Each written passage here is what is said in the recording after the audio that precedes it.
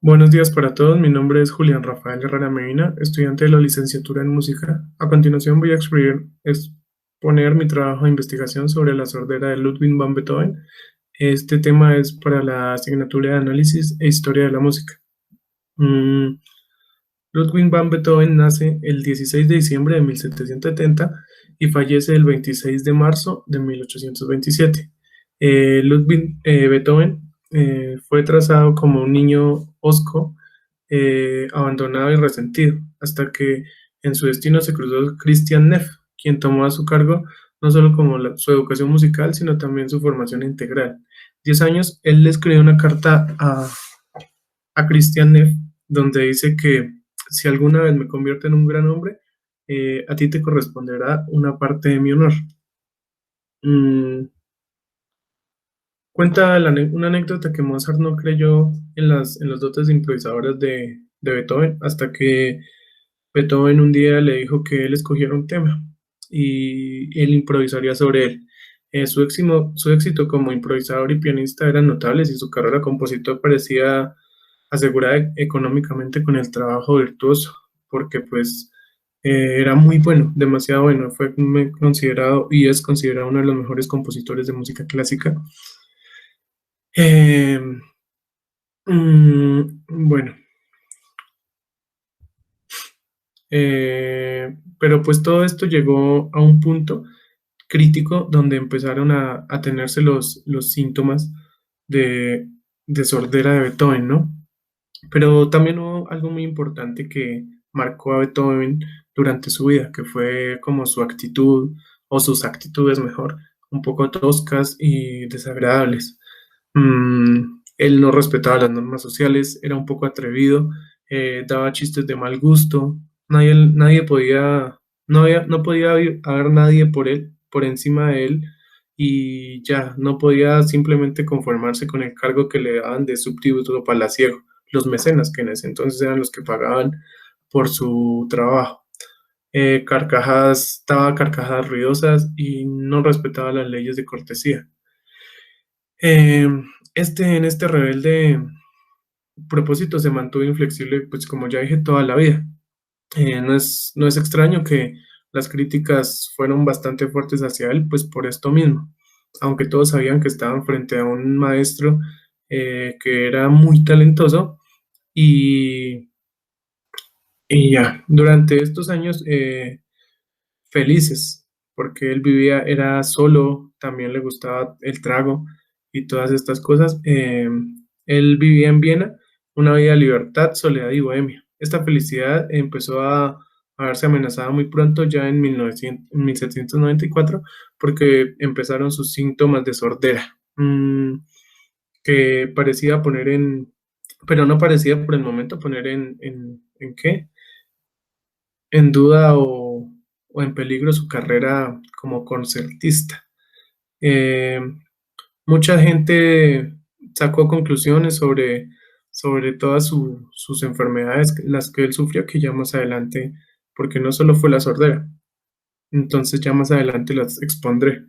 Mm, Ludwig van Beethoven tuvo 405 composiciones, donde tuvo óperas, orquestales, nueve sinfonías, conciertos para piano y violín y violonchelo, cuartetos de cuerdas, sonatas para violín, violonchelo y piano, varias oberturas y variaciones para piano, fagotes, contradanzas, danzas alemanas, una misa solemne y algunas canciones.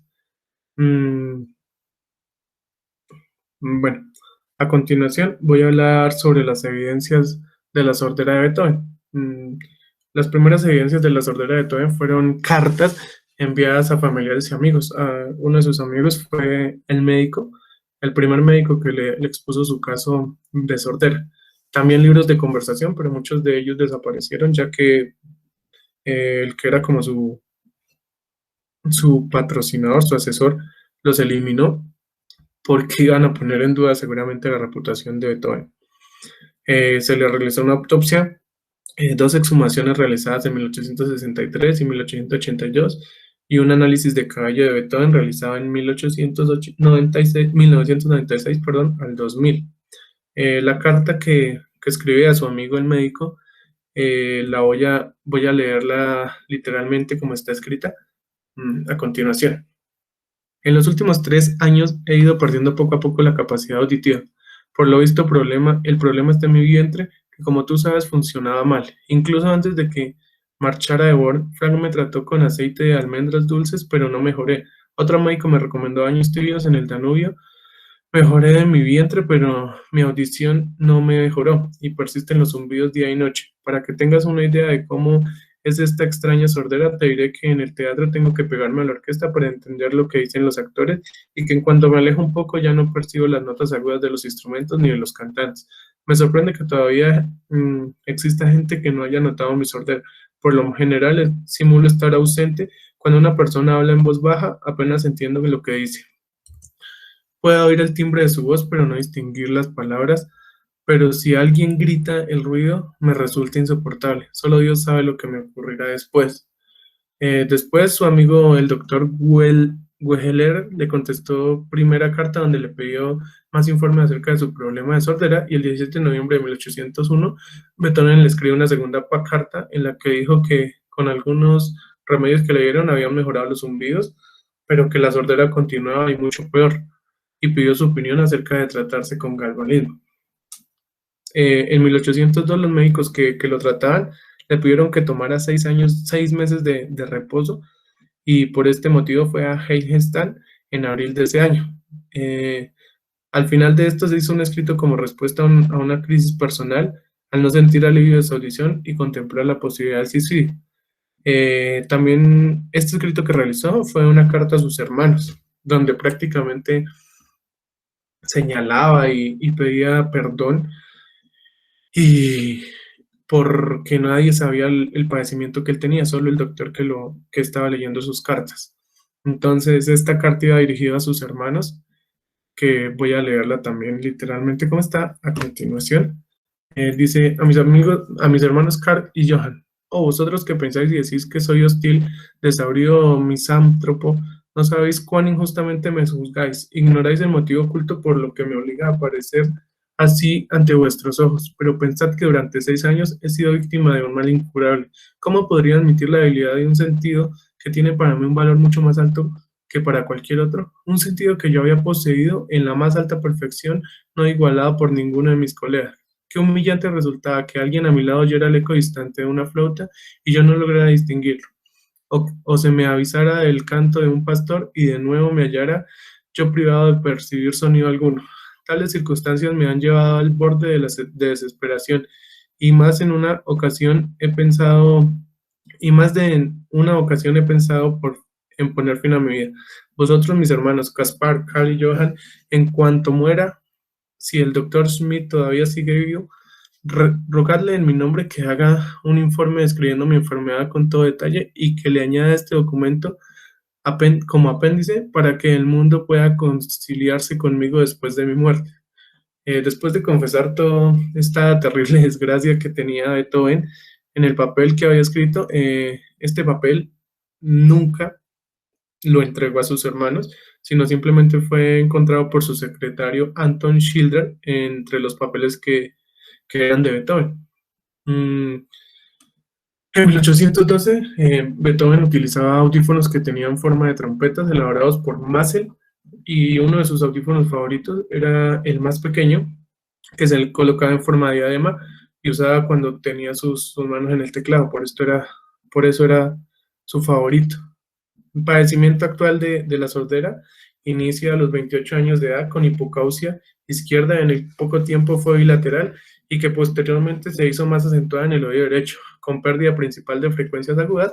Los síntomas adoptaron un carácter intermitente, acompañados de acúfeno bilateral continuo de tonalidad aguda, como silbido, con escasa discriminación fonética y algicusia, sin datos de vértigo ni otorrea. La hipoacusia fue progresiva, llegando a ser profunda en los últimos años. A partir de 1826, sufrió agravamiento de su salud con mal estado general, anorexia, diarrea, edema generalizado, ictericia, gastritis, tos, hemaposis, disnea y oliguria, Del 20 de diciembre de 1826 al 27 de febrero, le realizaron 4 paracentesis abdominales extrayendo grandes cantidades de líquido. El 24 de marzo de 1827 entró en estado de coma y murió el 26 de marzo del mismo año a las 5:45 p.m. Hay unos datos de la autopsia que, bueno, voy a, ¿a qué?